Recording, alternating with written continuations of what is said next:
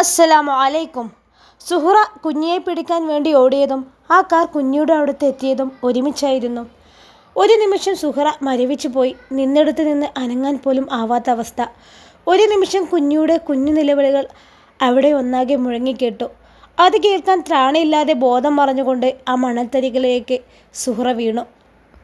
വെളുത്ത മേഘക്കെട്ടുകൾക്കിടയിലൂടെ സുഹറ എന്തോ തേടി നടക്കുകയാണ്. വെളുത്ത വസ്ത്രമണിഞ്ഞ് തിളങ്ങുന്ന മുഖത്തോടെ അവൾ ആ മേഘക്കെട്ടുകൾക്കിടയിലൂടെ നടന്നു. പക്ഷേ കണ്ണുകളിൽ തെളിച്ചമുണ്ടെങ്കിലും ഒരു നിസ്സംഗഭാവമാണ്. പെട്ടെന്ന് അവൾക്ക് കാലുകൾ ഇടറി. പിടിച്ചു നിൽക്കാൻ ഒന്നും തന്നെ കാണുന്നില്ല. വീണുപോകുമെന്നുറപ്പായതും അവൾ കണ്ണുകൾ കൂട്ടിയടച്ചു. പക്ഷേ അവൾ താഴേക്ക് നിലം പതിക്കുന്ന അതേ സമയം രണ്ടു കൈകൾ വന്നവളെ താങ്ങി നിർത്തി. ഒരു നിമിഷം പിന്നിട്ടതും അവൾ കണ്ണുകൾ തുറന്നുകൊണ്ട് ആ കൈകളുടെ ഉടമസ്ഥനെ നോക്കി. പക്ഷെ അവൾക്ക് കാണാൻ കഴിഞ്ഞില്ല. മുഖമാകെ തുണി കൊണ്ട് മൂടി കണ്ണുകൾ മാത്രം കാണുന്ന രൂപത്തിലായിരുന്നു അയാൾ. പക്ഷേ ആ കൈകളുടെ സ്പർശനം, ആ കുഞ്ഞിക്കണ്ണുകളിലെ തിളക്കം താൻ ഇതിനു മുമ്പും വേറെ എവിടെയോ കണ്ടിട്ടുണ്ട്, അറിഞ്ഞിട്ടുണ്ട്. സ്വപ്നത്തിലായിരുന്നോ അതോ നേരിട്ടോ അറിയില്ല. ആ കണ്ണുകളിലേക്ക് തന്നെ നോക്കി നിൽക്കുന്ന സുഹറയെ സുരക്ഷിതമായി ഒരു സ്ഥലത്ത് നിർത്തി അയാൾ നടന്നകലുന്നത് സുഹറ നോക്കി നിന്നു. ഒരുപാട് ദൂരം പിന്നിട്ടതും അയാളുടെ കൈകളിൽ രണ്ട് സുന്ദരികളായ പെൺകുട്ടികൾ ഒരേപോലെ വെള്ള വസ്ത്രം ധരിച്ചുകൊണ്ട് കുസൃതി കാട്ടി നടക്കുന്നു. മാലാഖമാരെ പോലെ. ആ കുഞ്ഞുങ്ങളുടെ നിഷ്കളങ്കത കണ്ട് സുഹറയ്ക്ക് അവരെ പുണർന്ന് ആ കവിളിൽ ഉമ്മ വെക്കാൻ തോന്നി. ഒരു നിമിഷം ആ കുട്ടികൾ തിരിഞ്ഞു നോക്കി. അവരുടെ മുഖം കണ്ട് സുഹറ അന്തം വിട്ടു. താൻ ആരെയാണ് തേടി നടന്നിരുന്നത്? അവർ അതാ സന്തോഷത്തോടെ അയാളുടെ കൈകളിൽ. കുഞ്ഞി, ആമി! സുഹറ കരഞ്ഞുകൊണ്ട് അവർക്ക് പിന്നാലെ ഓടി. കുഞ്ഞി, ആമി! അവളുടെ ശബ്ദം ഒന്നാകെ അവിടെ മുഴങ്ങിക്കേട്ടു. കുഞ്ഞി! സുഹറ ഉറക്കെ കരഞ്ഞുകൊണ്ട് നെട്ടിയെണീറ്റ് ചുറ്റും നോക്കി. ഞാനിത് എവിടെയാണ്? തൻ്റെ റൂമിൽ. അപ്പോൾ ഞാൻ കണ്ടതൊക്കെ സ്വപ്നമായിരുന്നോ? ഞാൻ എങ്ങനെ ഇവിടെ എത്തി? അയാൾ ആരായിരുന്നു? അല്ലാഹ്, എൻ്റെ കുഞ്ഞി! പെട്ടെന്ന് എന്തോ ഓർത്തതും അവൾ എണീക്കാനാഞ്ഞു. പക്ഷെ കൈകളിൽ കുത്തിവെച്ചിരിക്കുന്ന സൂചിയിലേക്ക് അവളുടെ കണ്ണുകൾ പോയതും അവൾ അവിടെ തന്നെ ഇരുന്നു. അപ്പോഴാണ് തൻ്റെ റൂമിലേക്ക് വരുന്ന കുഞ്ഞിയെ അവൾ കാണുന്നത്. കുഞ്ഞിയെ കണ്ടതും അവൾക്ക് സന്തോഷം കൊണ്ട് കണ്ണു നിറഞ്ഞു. കുഞ്ഞി, ഇവിടെ വാ! അത് കേട്ടതും കുഞ്ഞി സുഹറയുടെ ദേഹത്തേക്ക് ഓടിക്കയറി. സുഹറ കുഞ്ഞിനെ തുരുതുര ഉമ്മകൾ കൊണ്ട് മൂടി. സുഹറയുടെ കണ്ണുനീർ ആ കുഞ്ഞിൻ്റെ മുഖത്താകെ പരന്നൊഴുകി.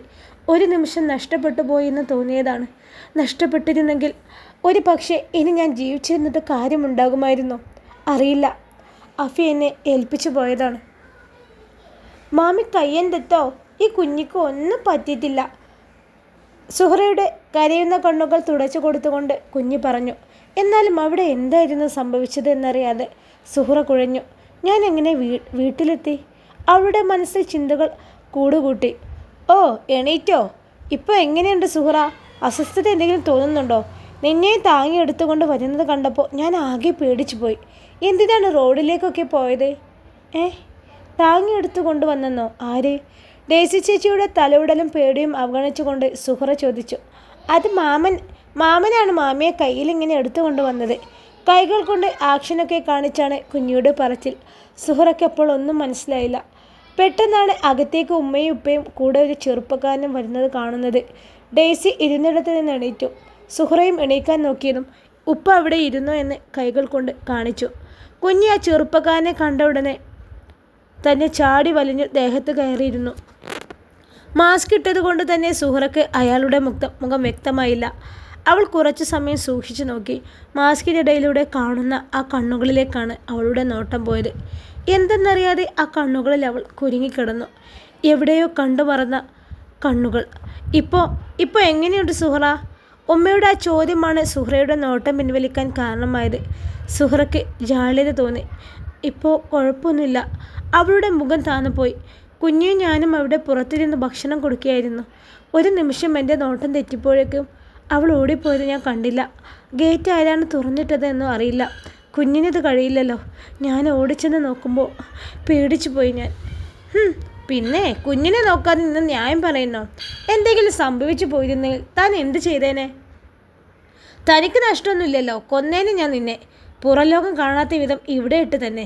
കുഞ്ഞുങ്ങളെ നോക്കാൻ വന്നതാണെങ്കിലേ അതിനനുസരിച്ച് നിൽക്കണം. അല്ലാതെ.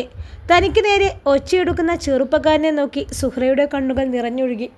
വേണ്ട മാമ, മാമിയെ വക്ക് പരയണ്ട. മാമി പാവാണ്. കരയുന്നത് കണ്ടില്ലേ? കുഞ്ഞ് അയാളുടെ ദേഹത്ത് നിന്നും ചാടി പിടിച്ചിറങ്ങി സുഹറയുടെ മടിയിൽ ചെന്നിരുന്നു. കണ്ണുനീർ ആ കുഞ്ഞു കൈകൾ കൊണ്ട് തുടച്ചു കൊടുത്തു. കരയണ്ട എന്ന് ആശ്വസിപ്പിച്ചു. വേണ്ടടാ, ഒന്നും പറയണ്ട. അവൾ നോക്കുന്ന പോലെ കുട്ടികളെ നോക്കാനേ ആർക്കും കഴിയില്ല. ഇവളുടെ വികൃതി എനിക്ക് അറിയാത്തതൊന്നും അല്ലല്ലോ. എന്തായാലും ഒന്നും സംഭവിച്ചില്ലല്ലോ, അത് മതി. ആ വണ്ടിയിൽ ഞാനായതുകൊണ്ടൊന്നും സംഭവിച്ചില്ല, അല്ലെങ്കിലോ? അത്രയും പറഞ്ഞുകൊണ്ടയാൾ അവിടെ നിന്ന് ദേഷ്യത്തോടെ ഇറങ്ങിപ്പോയി. വിഷമിക്കണ്ട, അവൻ അങ്ങനെ വലിയ ദേഷ്യക്കാരനാണ്. അവൻ്റെ മുന്നിലേക്കാണ് കുഞ്ഞ് ചെന്ന് നിന്നത്. അത് കണ്ടപ്പോൾ പേടിച്ചു പോയി കാണും. നിന്നെയും മോളെയും എടുത്തുകൊണ്ട് വന്നതും അവനാണ്. ഇന്നിനി എണീക്കണ്ട കേട്ടോ, നന്നായി റെസ്റ്റ് എടുത്തോ. അവൻ നിന്നെ ബോധമില്ലാതെ കൊണ്ടുവരുന്നത് കണ്ടപ്പോൾ പേടിച്ചു പോയി. കിടന്നോ, വാ കുഞ്ഞി പോവാം. അത്രയും പറഞ്ഞുകൊണ്ട് ഉമ്മയും ഉപ്പയും പുറത്തേക്ക് പോകാൻ തുടങ്ങി. കൂടെ കുഞ്ഞെ വിളിച്ചെങ്കിലും അവൾ സുഹറയുടെ നെഞ്ചിലേക്ക് ഒന്നുകൂടി ചേർന്ന് കിടന്നു. ഒരു ചിരിയോടെ സുഹറ അവരെ നോക്കി. അവരുടെ മുഖത്തും ആ ചിരി ഉണ്ടായിരുന്നു. ആ സമയം ഒരു വൻ ദേഷ്യം നിയന്ത്രിക്കാനാവാതെ ആ ബാൽക്കണിയിൽ കൈകൾ കൂട്ടി തിരുമ്മിക്കൊണ്ട് അങ്ങോട്ടും ഇങ്ങോട്ടും വീണ്ടും വീണ്ടും അവൻ്റെ മനസ്സിലേക്ക് ആ രംഗങ്ങൾ ഓടി വരികയായിരുന്നു. വീട്ടിലേക്ക് വണ്ടി തിരിക്കാൻ ഒരുങ്ങുന്നതിനിടയിലാണ് എന്തോ ഒന്ന് വണ്ടിയുടെ മുന്നിലേക്ക് ഓടി വരുന്നത് കണ്ടത്. ഒരു നിമിഷം മനസ്സ് പിടിച്ചുപോയി. കൈകാലുകൾക്ക് തളർച്ച വന്നതുപോലെ എന്തോ ഒരു ധൈര്യമോ ആരുടെയോ ഭാഗ്യമോ വണ്ടി പെട്ടെന്ന് തന്നെ ബ്രേക്കിട്ട് നിർത്തി. മുന്നിലുള്ള ആ സാധനത്തെ തട്ടുന്നതിന് മുമ്പേ തന്നെ വണ്ടി നിന്നു. ആശ്വാസത്തോടെ നെഞ്ചിൽ കൈവച്ച് മുന്നിലേക്ക് നോക്കുമ്പോഴാണ് ഒരു പെണ്ണ് തൊട്ടു മുന്നിൽ ബോധരഹിതയായി വീഴുന്നത് കാണുന്നത്. ഉടനെ തന്നെ വണ്ടിയിൽ നിന്ന് ചാടി ഇറങ്ങിക്കൊണ്ട് മുന്നിലേക്ക് നോക്കി. വണ്ടിയുടെ മുന്നിൽ പേടിച്ച് വിറച്ചു നിൽക്കുന്ന കുഞ്ഞ്. അല്ലാഹ്! ഒരു നിമിഷം അവൻ്റെ ഹൃദയം നിലച്ചുപോയി. എങ്ങാനും എൻ്റെ വണ്ടിക്കിടയിൽ ആ കുഞ്ഞ് പെട്ടിരുന്നെങ്കിൽ, അല്ലെങ്കിൽ ഞാനല്ലായിരുന്നു ആ വണ്ടിയിലെങ്കിൽ. പേടിച്ച് നിൽക്കുന്ന കുഞ്ഞിയെ വാരിയെടുത്ത് നെഞ്ചോട് പിടിച്ച് ആശ്വസിപ്പിച്ചു. അവൾ അവൻ്റെ തോളിലേക്ക് ചാഞ്ഞു കിടന്നുകൊണ്ട് കിതപ്പടക്കി. നന്നായി തന്നെ പേടിച്ചു പോയിട്ടുണ്ട് പാവം. കുറച്ച് സമയം കഴിഞ്ഞാണ് പിന്നെ മുന്നിലേക്ക് നോക്കിയത്. അവൻ്റെ നോട്ടം കണ്ടിട്ടോ എന്തോ കുഞ്ഞിയും മുന്നിലേക്ക് നോക്കി. മാമി എന്ന് പറഞ്ഞുകൊണ്ട് ഓടിയ പെണ്ണിൻ്റെ അരികിൽ ഇരുന്നു കൊണ്ട് വിളിച്ച് കരയാൻ തുടങ്ങി. അവൻ അടുത്ത് ചെന്നിരുന്നപ്പോഴേക്കും മാമി മരിച്ചുപോയി, ഒന്ന് വിളിച്ചു നോക്കിയെന്ന് പറഞ്ഞായിരുന്നു കരച്ചിൽ. കുറേ നേരെ വിളിച്ചിട്ട് ഒരനക്കവും തോന്നിയില്ല. വീട്ടിലുള്ളതാണെന്ന് കുഞ്ഞിയുടെ സംസാരത്തിൽ നിന്ന് മനസ്സിലായതും പിന്നെ എടുത്തുകൊണ്ട് വണ്ടിയിലിട്ട് വീട്ടിൽ കൊണ്ടുവന്നു. അവിടെ എത്തിയിട്ടും അനക്കമൊന്നുമില്ല. പേടിച്ച് BP കുറഞ്ഞു പോയതാണെന്ന് പറഞ്ഞ് ഡോക്ടർ പറഞ്ഞ് ഡ്രിപ്പ് ഇട്ടിട്ടാണ് ബോധം തെളിഞ്ഞത്. ഇത്രയും ബോധമില്ലാത്തതിനൊക്കെയാണോ കുട്ടികളെ നോക്കാൻ വെച്ചിരിക്കുന്നത്? അവൻ വീണ്ടും ആലോചിച്ചുകൊണ്ട് ദേഷ്യത്തോടെ പല്ല് കടിച്ചു. അല്ല ചേച്ചി, ആരാണയാൾ? സുഹറ ഡെയ്സി ചേച്ചിയോട് ചോദിച്ചു. ആര്? നേരത്തെ വന്നയാൾ. അത് നിനക്കിനിയും മനസ്സിലായില്ലേ സുഹറ? ഇവിടുത്തെ വലിയ മോനാണ്. കുറേ ആയി വരുന്നുണ്ടെന്ന് പറഞ്ഞില്ലേ അവനെ? ആരും അറിയാതെ വന്നതാണ്. ഇമ്രാൻ, അതാണ് പേര്. സുഹറയുടെ മനസ്സിൽ അപ്പോഴും ആ കണ്ണുകളിലായിരുന്നു ഇമ്രാൻ. അവൾ ആ പേര് ഉരുവിട്ടുകൊണ്ടേയിരുന്നു. നല്ലൊരു കൂട്ടാണ്. എന്തിനാ വെറുതെ തട്ടിമാറ്റി കളയുന്നത്? ഇനി ഇതുപോലൊരു ബന്ധം വരാനില്ല അവൾക്ക്. ഇപ്പോൾ തന്നെ പ്രായം 19 അവൾക്ക്. അതും കൂടി ചിന്തിക്കണം. എന്നാലും അമീറെ, ഓല് ചോദിക്കുന്ന പൈസയും പണ്ടവും കൊടുക്കാൻ നമ്മളെ കൊണ്ടാവോ? മജീദക്ക നെഞ്ചു തടവിക്കൊണ്ട് തൻ്റെ മുന്നിലിരിക്കുന്ന മരുമകൻ അമീറിനോട് പറഞ്ഞു. ആമിനമ്മയും അസീനയും സുജിനയും റമീസും എല്ലാവരും ഉണ്ട് ചർച്ചയിൽ. ഒന്നുമില്ലെങ്കിൽ ഉപ്പ, ഓല് വലിയ തറവാട്ടുകാരാണ്. ഓനാണെങ്കിൽ ഒരു ഗൾഫുകാരനും. ഒരു ഗൾഫുകാരന് ഇപ്പോൾ നമ്മളെ നാട്ടിൽ ഇത്രയൊക്കെ ഡിമാൻഡ് ഉണ്ട്. ഓനാണെങ്കിൽ സജിനെ നന്നായിട്ട് അങ്ങോട്ട് ഇഷ്ടമാവുകയും ചെയ്തു. അത് കേട്ടതും നാണിച്ച് തല താഴ്ത്തിയ സജിനയെ നോക്കി മജീദക്ക് ഒന്ന് നെടുവീർപ്പിട്ടു. എന്നാലും 2,50,000 പവൻ എന്നൊക്കെ പറഞ്ഞാൽ നമ്മളെക്കൊണ്ട് കൂട്ടിയാൽ കൂടുമോ? നമ്മൾ എന്തിനാണ് കൂട്ടുന്നത്? സുഹറ ഗൾഫിലല്ലേ, ഓളോട് പറഞ്ഞാൽ പോരെ? വേറെ ആരാണ് അറിയേണ്ടത്? ഓള് മനസ്സ് വെച്ചാൽ തീരാവുന്നതേ ഉള്ളൂ പ്രശ്നം. ഓളെക്കൊണ്ട് അതൊക്കെ കഴിയോ? കുറച്ചല്ലായിട്ടുള്ളൂ ഓള് പോയിട്ട്. എന്താ ഇങ്ങളീ പറയുന്നത്? ആചാര്യ പൈസ ഏകദേശം കൊടുത്തു തീരാറായി. കുറച്ച് പൈസ കൂടി മൂപ്പയോട് ചോദിച്ചാൽ തരും. വീട്ടാനിപ്പോൾ ഒരു മാർഗം ഉണ്ടല്ലോ. മാസം മാസം സുഹറ പൈസ അടച്ചാൽ എളുപ്പം തീരുന്നതേ ഉള്ളൂ. അതെ, ഉത്തരവാദിത്തം അതല്ലേ. ഈ നല്ലൊരു ആലോചന തട്ടിക്കളയേണ്ടെന്നാ എൻ്റെ അഭിപ്രായം. ആമിനുമ്മ സ്വന്തം അഭിപ്രായം പറഞ്ഞു നിർത്തി. സുഹറ ഇപ്പോൾ ആര്യയുടെ കടം വിട്ടിയാൽ ഇങ്ങോട്ട് തിരിച്ചു പോരാന്ന് കരുതി നിൽക്കുകയാണ്. ഈ കുട്ടീനെ ഇവിടെ ഇട്ട് മുള്ളുമോ നിൽക്കുന്ന പോലെയാണ് എൻ്റെ കുട്ടി അവിടെ നിൽക്കണേ. ഞാൻ എൻ്റെ കുട്ടീനോട് എങ്ങനെ ഈ കാര്യം പറയും? മജീദക്ക അത് പറഞ്ഞുകൊണ്ട് നെഞ്ചു തടവി. എന്നാൽ പിന്നെ ബാപ്പ സജിനാൻ അവിടെ വെറ്റിനെ വെച്ചോ. ഏതു നേരം സൂറ വേറൊന്നും വാപ്പാക്കില്ല. സജിനെ അയാൾ കിട്ടിയാലേ നമ്മളെല്ലാവരും രക്ഷപ്പെടും. അത്രയും പൈസ ഉണ്ട്. അപ്പോൾ പിന്നെ കുറച്ച് സ്ത്രീധനൊക്കെ കൊടുക്കേണ്ടി വരും. അസീന അമീറിനെ നോക്കിക്കൊണ്ട് പറഞ്ഞു. അമീർ നന്നായി എന്ന് ചുണ്ടുകൾ കൊണ്ട് അനക്കി. നിങ്ങൾക്ക് പറയാൻ വയ്യെങ്കിൽ ഞാൻ പറയാം. പൈസ ഓളെ കയ്യിലുണ്ടെങ്കിൽ ഓള് തെറ്റേ, അല്ലെങ്കിൽ ആജയുടെ അടുത്തുനിന്ന് മേടിക്കുമെന്ന് പറയാം. ഓളെ സമ്മതമൊന്നും വേണ്ട, ഓൾ അടച്ചോളും, അല്ലാതെ ആരാണുള്ളത്? ഭാര്യയും മക്കളും തീരുമാനം പറഞ്ഞപ്പോൾ എനിക്കിനി അവിടെ സ്ഥാനമില്ല എന്ന് കണ്ടതും മജീദ് പുറത്തേക്കിറങ്ങി. കളിച്ചുകൊണ്ടിരിക്കുന്ന ആമയൊന്ന് തലോടി. അല്ലെങ്കിലും ആരോഗ്യം നഷ്ടപ്പെട്ടാൽ പിന്നെ കുടുംബനാഥൻ എന്ന പേര് മാത്രമേ ഉണ്ടാവുള്ളൂ. സ്ഥാനമെല്ലാം നഷ്ടപ്പെടും, വാക്കുകൾക്ക് വില ഉണ്ടാവുകയില്ല.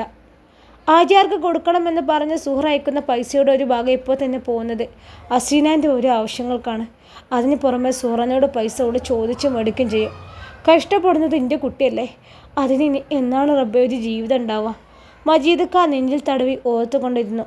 ഇതുകൂടി കഴിക്കും മോനെ. ഉമ്മ ഇമ്രാനെ കഴിപ്പിക്കുന്ന തിരക്കിലാണ്. ഒരുപാട് കാലമായി കാണുന്നതല്ലേ. ഉമ്മ കൊച്ചുകുട്ടികളെ പോലെ ഇമ്രാനെ ഊട്ടുന്നത് കണ്ടതും കൂടെയിരിക്കുന്ന കുട്ടികൾ വാ പൊത്തി ചിരിയെടുക്കുന്നുണ്ട്. അപ്പോഴാണ് കുഞ്ഞിയെ കുളിപ്പിച്ച് മാറ്റി ഡെയ്സി അങ്ങോട്ട് വന്നത്. ഇമ്രാൻ്റെ അടുത്തിരുന്ന് കഴിച്ചോളാം എന്ന് നിർബന്ധം പറഞ്ഞപ്പോൾ ബേബി സീറ്റ് എടുത്തുകൊണ്ടുവന്ന ഡെയ്സി അയാളുടെ അടുത്ത് തന്നെ ഇരുത്തി. സുഹറ എവിടെ ഡെയ്സി? സുഹറയാണെന്ന് അടുക്കളയിലെല്ലാം ചെയ്യുന്നത്. കുട്ടിയെ കുളിപ്പിച്ച് മാറ്റി കയ്യിൽ തന്നതാണ്. കുഞ്ഞി തനിയെ കഴിച്ചോളാം എന്ന് പറഞ്ഞപ്പോൾ സുഹറയുടെ പേര് കേട്ടതും അവിടെ ഇരുന്നിരുന്ന അലിയുടെ മുഖം വലിഞ്ഞു മുറുകി. അയാൾ അറിയാതെ തന്നെ കൈകൾ കവിളിൽ ചേർത്ത് വെച്ചു. ഇപ്പോഴും അവൾ അടിച്ച സ്ഥലം പുകയുന്നുണ്ടെന്ന് തോന്നി അയാൾക്ക്. നിനക്ക് ഞാൻ പണി തരുമടി എന്നയാൾ പല്ലുറുമ്പിക്കൊണ്ട് ഓർത്തു. കുഞ്ഞിക്ക് ഇമ്രാൻ തന്നെയാണ് വാരിക്കൊടുക്കുന്നത്. വാത്സല്യത്തോടെ അവൻ കുഞ്ഞിയെ ഊട്ടുന്നത് കണ്ടതും ഉമ്മയുടെ കണ്ണുകൾ ഏതോ ഒരു ഓർമ്മയിൽ നിറഞ്ഞു വന്നു. അത് കണ്ടതും ഉപ്പ അരുത് എന്ന കണ്ണുകൾ കൊണ്ട് തടഞ്ഞു. അവിടെ ഇരിക്കുന്നവരുടെ എല്ലാം കണ്ണുകൾ ഒരു നിമിഷം ഈറനായി. ഞാൻ പറയുന്നത് ജി കേട്ടുകണ സുഹറ, ഞങ്ങൾ അതങ്ങോട്ട് ഉറപ്പിക്കാണ്. ഉമ്മ പറഞ്ഞ വിശേഷം കേട്ട് തറഞ്ഞു നിൽക്കുകയാണ് സുഹറ. ഇത്രയും പൈസ ഞാൻ എങ്ങനെ ഉണ്ടാക്കുമെന്നായിരുന്നു അവളുടെ ചിന്ത. ഹാജിയാലല്ലാതെ വേറൊരു മാർഗവുമില്ല.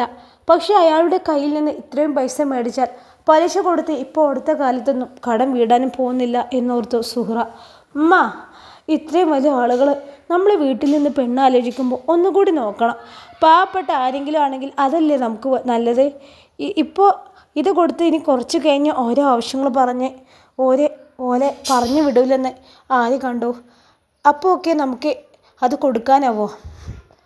എനിക്ക് പറ്റൂലെങ്കിൽ അത് പറഞ്ഞാൽ പോലെ സുഹറ. അല്ലെങ്കിൽ തന്നെ അസീന പറഞ്ഞു എനിക്ക് സ്വന്തം കാര്യമുള്ളൂ എന്ന്.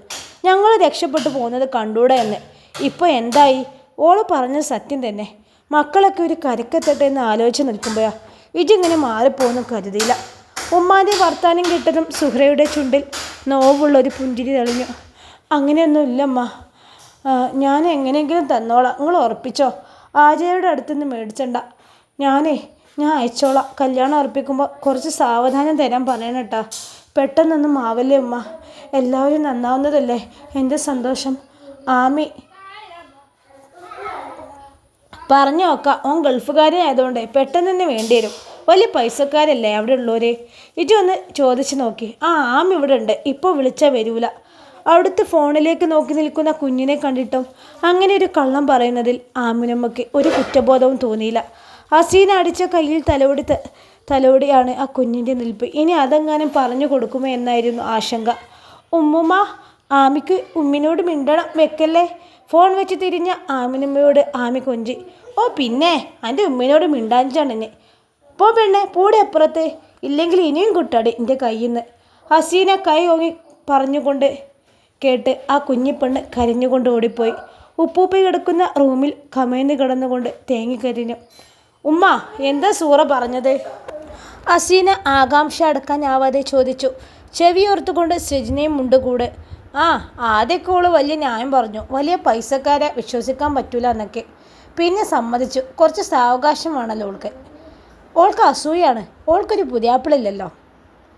പിന്നെ ഓള് വിചാരിച്ച് എളുപ്പം പൈസ ഉണ്ടാക്കാൻ കഴിയും. ഓളടുത്ത് അതിനുള്ള അടവൊക്കെ ഉണ്ട്. ഒന്നുമില്ലെങ്കിൽ ഓള് നിൽക്കുന്ന പോരയിൽ ആണുങ്ങളില്ലാതെ ഇരിക്കൂലല്ലോ.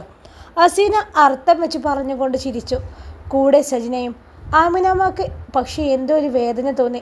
മറിച്ചു പറയാൻ ആഗ്രഹിക്കുന്നുണ്ടെങ്കിലും അവർ ഒന്നും മിണ്ടാതെ ഇരുന്നു. ഹസീന, ഈ കല്യാണം ഒന്ന് നടന്നു കിട്ടിയാലേ നമ്മൾ രക്ഷപ്പെട്ടു. ഓൻ്റെ കയ്യിൽ പൂത്ത പൈസ ഉണ്ട്. എന്തായാലും ഓൻ നമ്മളെ കൂടി പരിഗണിക്കാതെ ഇരിക്കൂല. എൻ്റെ അനിയത്തിനെ ഓനെ പിടിച്ചത് തന്നെ വലിയ കാര്യം. എങ്ങനെയെങ്കിലും ഈ കല്യാണം ഒന്ന് നടത്തിയെടുക്കണം. അതെനിക്ക് അറിഞ്ഞൂടെ ഇക്ക. ഓള് തരും പൈസ. ഉമ്മാക്ക് ഞാനൊരു സൗകര്യം കൊടുക്കൂല ഇത് തീരുന്നത് വരെ. അസീനയും അമീറും അവരുടെ രക്ഷയ്ക്ക് വേണ്ടി കൂടെ തന്ത്രങ്ങൾ മെനഞ്ഞുകൊണ്ടേയിരുന്നു. എന്താ സൂറ എൻ്റെ മുഖം മങ്ങിയിരിക്കണത്? കുഞ്ഞുങ്ങൾ കളിക്കുന്നത് നോക്കി മുറ്റത്തിരിക്കുകയാണ് സുഹറയും ഡേസി ചേച്ചിയും. അത് ഡേസി ചേച്ചി, വീട്ടിൽ അനിയത്തിക്കൊരു കല്യാണാലോചന. ഒരുപാട് പൈസ വേണം. ഏതോ ഒരു പൈസക്കാരനാണെന്നാണ് പറയുന്നത്. ലക്ഷങ്ങൾ വേണ്ടി വരും. എവിടെ നിന്ന് ഉണ്ടാക്കുമെന്ന് ആലോചിച്ച് ഒരു സമാധാനമില്ല. അഫി വരുമ്പോൾ ചോദിച്ച് നോക്കി. കടമായിട്ട് മതിയെന്ന് പറഞ്ഞാൽ മതി. ശമ്പളത്തിൽ നിന്ന് പിടിക്കാൻ പറ. അല്ലാതെ നമ്മൾ എന്താ ചെയ്യുക? നമ്മൾ പ്രവാസികളല്ലെങ്കിൽ വീട്ടുകാരുടെ അറവുമാടുകളാണ്. അവർക്ക് എത്ര കിട്ടിയാലും തേയില്ല. അവർക്ക് അവരെ കാര്യം മാത്രം. നമ്മളെ കാര്യം ആരും നോക്കൂല. ഡേസി ചേച്ചി ഒന്ന് നെടുവീർപ്പിട്ടുകൊണ്ട് പറഞ്ഞു. ഇവരുടെ സംസാരമെല്ലാം കേട്ട് ഒരാൾ കഴുകൻ്റെ കണ്ണുകളോടെ തൻ്റെ അടുത്തേക്ക് സുഹറയെ എത്തിക്കാൻ ഒരു മാർഗം കിട്ടിയ സന്തോഷത്തിൽ ഗൂഢമായി പുഞ്ചിരിക്കുന്നത് അവർ കണ്ടില്ല. പിറ്റേ ദിവസം രാവിലെ തന്നെ വീട്ടിൽ നിന്നുള്ള മിസ്ഡ് കോൾ കേട്ടാണ് സുഹറ കണ്ണു തുറന്നത്. നേരം പുലർന്നിട്ടില്ല. സാധാരണ എഴുന്നേൽക്കുന്ന സമയം പോലും ആയിട്ടില്ല. ഈ സമയത്ത് എന്താവശ്യത്തിനാണ് അവർ വിളിക്കുന്നതെന്ന് ആലോചിച്ചുകൊണ്ട് സുഹറ ഉരുകി. ആർക്കെങ്കിലും വല്ല അപകടം? അതാണ് ആദ്യം തന്നെ അവളുടെ മനസ്സിലേക്ക് വന്നത്. ഒട്ടും ആലോചിച്ച് നിൽക്കാൻ സമയമില്ലാതെ സുഹറ ഫോണെടുത്ത് വീട്ടിലേക്ക് ഡയൽ ചെയ്തു. 1 2 റിങ് പോയതും പ്രതീക്ഷിച്ചതെന്ന് പോലെ അപ്പുറം കണക്റ്റ് ആയതും സുഹറയ്ക്ക് വീണ്ടും പേടിയായി തുടങ്ങി. അസ്സലാമു അലൈക്കും. വലൈക്കും അസ്സലാം. ഉമ്മ ഒരു ഒഴുക്കൻ മട്ടോടെ പറഞ്ഞു നിർത്തി. എന്താ രാവിലെ തന്നെ ഉമ്മ? എന്തെങ്കിലും പ്രശ്നമുണ്ടോ? സമയം കുറേ ആയി എന്ന് കരുതി വിളിച്ചതാണ്. ഇന്നലെ രാത്രി മുതൽ കാത്തു നിൽക്കുന്ന വിളിക്കാൻ. പിന്നെ എന്നെ ബുദ്ധിമുട്ടിക്കണ്ടല്ലോ എന്ന് കരുതി കാത്തു നിന്ന് നേരം വെളുപ്പിച്ചു.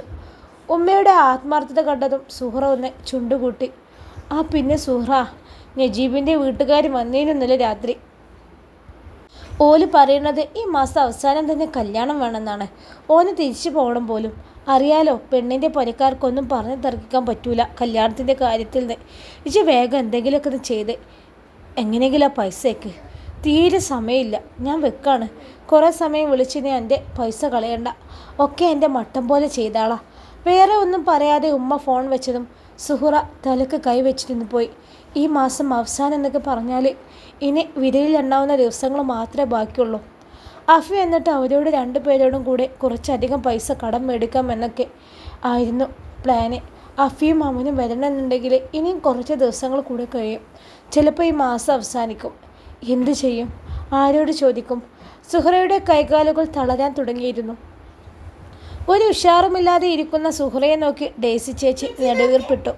കുട്ടികളെ ചടപട പറഞ്ഞു വിട്ട് കഴിഞ്ഞുള്ള ഇരുത്തമാണ്. കുട്ടികൾ പോയി കഴിഞ്ഞാൽ എന്നെ സഹായിക്കുന്നതാണ് ഇന്നിപ്പോൾ ആലോചന തന്നെ. കുഞ്ഞ് ഇമ്രാൻ്റെ കൂടെ പോയതുകൊണ്ട് ചിന്തകൾക്ക് ശല്യമായി അവളുമില്ല. സൂറ, ഇങ്ങനെ വിഷമിച്ചിരിക്കാതെ എന്തെങ്കിലും ഒരു വഴി തെളിഞ്ഞു വരും. ഈ നോക്കിക്കോ. എന്ത് വഴി ഡേസി ചേച്ചി? എനിക്ക് ആലോചിച്ചിട്ട് ഒരറ്റം കിട്ടണില്ല. എനിക്കറിയില്ല ഞാൻ എന്താ ചെയ്യാന്ന്. സുഹറ തലക്ക് കൈവച്ചിരുന്നു. അഫിയേക്കാൾ ഇവിടെ നിന്ന് സഹായിക്കാൻ പറ്റുന്ന ഒരാളുണ്ട് ഇവിടെ. മനസ്സറിഞ്ഞ് സഹായിക്കും. ഈ ഒന്ന് പോയി ചോദിച്ചു നോക്ക്, തരും. ആരാണത്? അത് ഉമ്മയാണോ? അല്ല, ഇമ്രാൻ. സുഹറ ഒരു നിമിഷം പകച്ചുകൊണ്ട് നോക്കി. സത്യമാണ് സുഹറ, സഹായിക്കാൻ മനസ്സുള്ള വേറെ ഒരാൾ ഈ വീട്ടിലില്ല. ഈ കാര്യം പറഞ്ഞു നോക്ക്. കടമായിട്ടാണെങ്കിൽ അങ്ങനെ, അല്ലെങ്കിൽ അങ്ങനെ. ഈ കാര്യം പറ. വീട്ടിലെ അവസ്ഥകളെല്ലാം തുറന്നു പറഞ്ഞേക്ക്. ചെല്ല്, വൈകണ്ട. കുഞ്ഞിയെ എന്തായാലും എടുക്കാൻ പോകണമല്ലോ. ഡേസി ചേച്ചി, അത് ഞാൻ അയാളെ ശരിക്കും കണ്ടിട്ട് പോലുമില്ല. എനിക്കറിയില്ല ഞാൻ എങ്ങനെ. ആവശ്യക്കാരന് ഔചിത്യം പാടില്ല സുഹറ. എനിക്ക് വേണ്ടല്ലേ? ചെല്ല്. തന്നില്ലെങ്കിലും വേണ്ട. ചോദിച്ചില്ലല്ലോ എന്ന കുറ്റബോധം തോന്നുന്നുണ്ടല്ലോ. ഒരുപാട് നിമിഷങ്ങളുടെ ആലോചനകൾക്കപ്പുറം സുഹറ മനസ്സോടെ എണീറ്റു. പറഞ്ഞതുപോലെ ആവശ്യമുണ്ട്. അഫിയെ കാത്തിരിക്കാൻ സമയമില്ല. അവസ്ഥ ആലോചിച്ച് അവൾക്ക് കരച്ചിലും വരുന്നുണ്ട്. കണ്ണുകൾ തുടച്ചുകൊണ്ട് അവൾ സ്റ്റെപ്പ് കയറി തുടങ്ങി. നടന്നിട്ടും അങ്ങോട്ട് എത്തുന്നത് പോലുമില്ല. മുന്നോട്ട് വെക്കുന്ന കാല് പുറകിലേക്കാണ് പോകുന്നത് എന്ന് തോന്നുന്നു. തലയും താഴ്ത്തി ആലോചനയോടെ പോകുന്ന സുഹറയ്ക്ക് മുന്നിലേക്ക് പെട്ടെന്നാണ് ഒരാൾ വന്ന് നിൽക്കുന്നത് അവൾ ശ്രദ്ധിച്ചത്. തല ഉയർത്തി നോക്കുമ്പോൾ ഉമ്മയുടെ ആങ്ങള അലിയാണ്. നെഞ്ചിലൂടെ ഒരു ഭയം ഓടിപ്പോയി. അവൾ വഴിമാറിപ്പോകാൻ ശ്രമിക്കുമ്പോൾ അയാൾ മനഃപൂർവ്വം തടസ്സം സൃഷ്ടിച്ചിട്ട് കൊണ്ടേയിരുന്നു. ഈ പോവല്ലേ, നിൽക്ക്, ഞാൻ പറയട്ടെ. ഒരാൾ മുന്നിൽ വന്ന് നിൽക്കുമ്പോൾ അയാൾക്ക് പറയാനുള്ളത് കേട്ടിട്ട് പോണ്ടേ പെണ്ണേ? എനിക്കൊന്നും കേൾക്കണമെന്നില്ല. മാറി നിൽക്ക്. എനിക്ക് കുഞ്ഞിയെടുക്കണം. എൻ്റെ കൈയിൻ്റെ ചൂട് ഒരു തവണ കൂടി അറിയണമെന്നുണ്ടോ? സുഹറ ഒട്ടും പതറാതെ തന്നെ നിന്നു. നിൻ്റെ കൈയിൻ്റെ ചൂട് മാത്രമല്ലടി, മറ്റു പലതിൻ്റെയും ചൂട് അറിയണമെന്നുണ്ട്. എനിക്ക് സമ്മതാണ്. ഛേ, സുഹറ വെറുപ്പോടെ തല തിരിച്ചു. ഓ പിന്നെ, നീ ഇപ്പോൾ അവനെ കാണാൻ പോകുന്നത് എന്തിനാണെന്നൊക്കെ എനിക്കറിയാം. ഓനെ തരുന്നതിനേക്കാൾ ഇരട്ടി പണം ഞാൻ തരാം. നിനക്ക് ആവശ്യമുള്ളപ്പോഴൊക്കെ തരാം. പകരം എൻ്റെ കൂടെ വെറുതെ ഒന്ന് വന്നു നിന്നാൽ മതി. എൻ്റെ കുഞ്ഞു കുഞ്ഞു ആഗ്രഹങ്ങൾക്ക് ഇടയ്ക്കിടെ ആരും അറിയാതെ കൂട്ടു നിന്നാൽ മതി. സമ്മതിച്ചോ? നിൻ്റെ അനിയത്തിയുടെ കല്യാണം ആഡംബരമായിട്ട് നടക്കും. ഛേ, പോയിട്ട് എൻ്റെ ഭാര്യയോട് ചോദിക്കേ. എന്നെ നോക്കണ്ട. അങ്ങനെ കിട്ടുന്ന പണം കൊണ്ടേ എൻ്റെ അനിയത്തിയുടെ കല്യാണം നടക്കണ്ട. ഇനി അവളെ കല്യാണം നടന്നില്ലെങ്കിലും എനിക്ക് പ്രശ്നമല്ല. എന്നാലും സുഹറ മുകളിലുള്ള ഒരുവനെ മറന്ന് ജീവിക്കൂല. ഇനി മേലാൽ എൻ്റെ മുന്നിൽ വന്ന് ഇതുപോലെ നിൽക്കരുത്.